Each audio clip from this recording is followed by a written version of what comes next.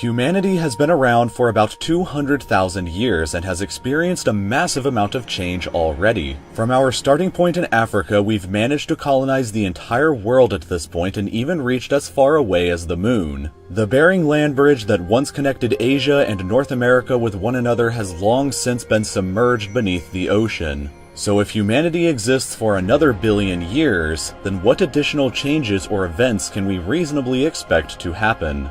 Well, starting at about 10,000 years into the future, we will encounter the year 10,000 problem. Software that encodes the AD calendar year as a 4-digit decimal will no longer be able to encode dates starting at 10,000 AD. It will be a real Y10K, and in addition, if current trends of globalization continues, then human genetic variation will no longer be regionalized by this point, meaning that all human genetic traits like skin color and hair color will be evenly distributed across the world. In 20,000 years from now, future languages will only contain 1 out of every 100 core vocabulary words of their present-day counterparts. Essentially, no modern language will be recognizable by this point. In 50,000 years, Earth will enter into another glacial period regardless of current global warming effects. Niagara Falls will have completely eroded away into Lake Erie and cease to exist, and due to glacial rebound and erosion, the many lakes of the Canadian Shield will also cease to exist.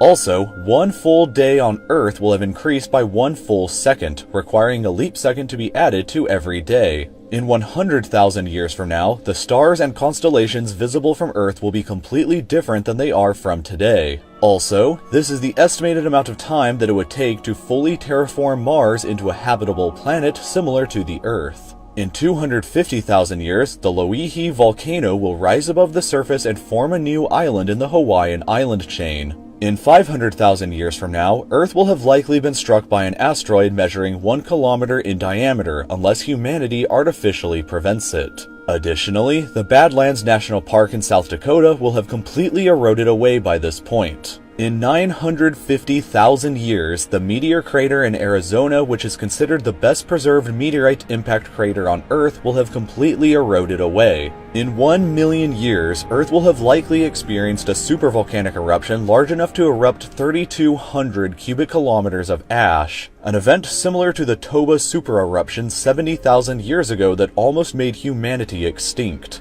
In addition, the star Betelgeuse will have exploded into a supernova by this point, and the explosion will be easily visible from Earth even during the daytime. In 2 million years, the Grand Canyon will have eroded even more significantly, slightly deepening, but it will mostly widen out into a large valley. If humanity has colonized different planets in the solar system and the universe by this point, and the populations on each planet have remained separate from one another, then humanity will have likely evolved into various different species at this point. These different human species will be adapted to their different planets and may not be aware of the other human species located in the rest of the universe. In 10 million years, a large part of East Africa will split off from the rest of the continent. A new ocean basin will form between the two sides, and Africa will be divided into 2 separate land masses. In 50 million years, Phobos, a moon of Mars, will collide with the planet, causing massive destruction there. Back on Earth, the remaining part of Africa will collide with Eurasia and close off the Mediterranean Sea forever.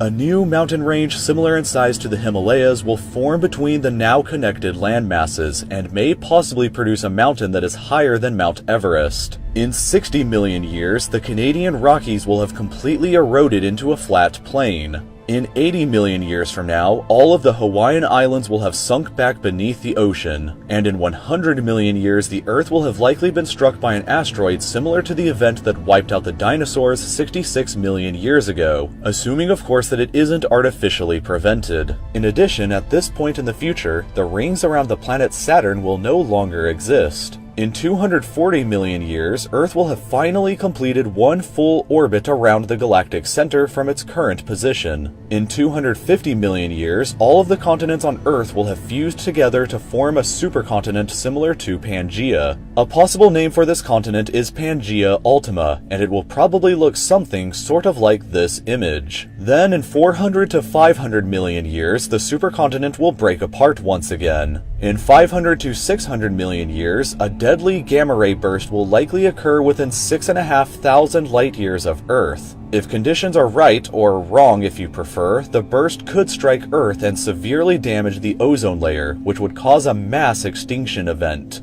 In 600 million years, the Moon will have moved far enough away from Earth that total solar eclipses will no longer be possible after this date. In addition, the Sun's increasing luminosity will cause severe effects on Earth. Plate tectonic movements will stop at this point, and carbon dioxide levels in the atmosphere will decrease dramatically. C3 photosynthesis will no longer be possible at this point, and 99% of current plant life on Earth will die.